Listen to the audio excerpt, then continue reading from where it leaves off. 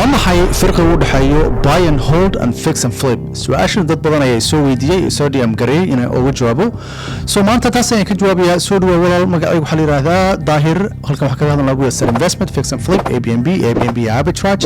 wholesaling budgeting iyo waxa kaga hadalnaa saal online ka lacag uga sameyn lahayd oo wax loo yaqaan side hustle soo dhawaad insha Allah nasoo follow garay hada TikTok ka daawanayso hada kan YouTube ka daawanayso insha Allah soo subscribe garay videoyada 2 daqiiqo ka badan xagga ayaan soo dhigaa waa ku bilaabaya danku macnaheedu horta fix and flip wuxuu yahay iyo buy and hold saad u fahanto fix and flip ka basically waxa sameynaysaa guri dayacanaya soo raadinaysa gurigaas oo qiimihiisa kor u qaadayso kadib marka kor u qaado hadhow waa flip gareynaysa oo ah si aad lacag uga samayso buy and hold ga asagana hadan si ku macnaheeyo si fudud ku macnaheeyo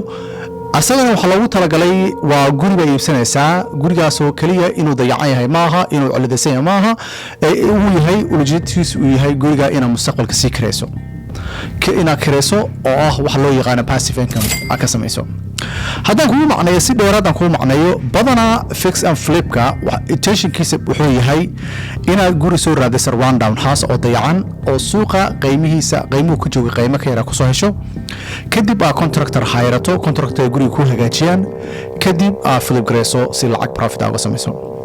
buy and hold isana asagana wuxuu kaga duban yahay intentionkiisa wax walba u kala duban yihiin waxa aad ka rabto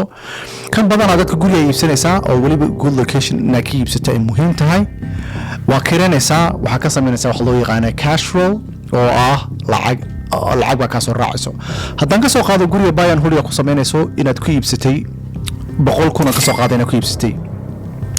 soo bishii waxa bixisaa 1000 bixisaa oo kirada oo adiga u bixisaa mortgage-ka ilaa waxa ku kareysay waxaan ka soo qaadayaa inaa ku kareysay 1600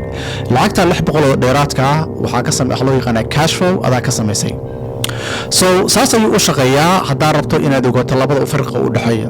soo labadaba dadka ganacsiga way u ka tamay dadka qaar badana lacagta dadka wax loo yaqaan fix and flip ka waa just short term investment waa really quick in lacag ka sameeysa daa rabto waaye like buy and hold wax lagu talagalay sida mustaqbalka aniga sameeya dad badan oo sameeyna way jiraan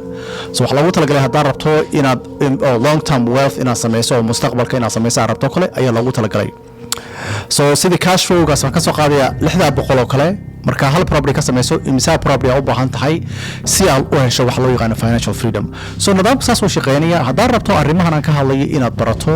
dadka qaar ay baranayaan dhalinyaro adigoo kala baranayo ama gabdho adigoo kale baranayaan website-kayga ayaa aadi kartaa Saxan Investor dad badan adigoo kale ayaa bartaa waxay bartaan fix and flip ka Airbnb arbitrage ka waxay bartaan oo kale wax loo yaqaan budgeting goal setting arrimahaas oo dhan ayaa halka ka bartaan insha Allah soo dhawow soo follow gare waa islaamin badan khayr badan bay rajaynaya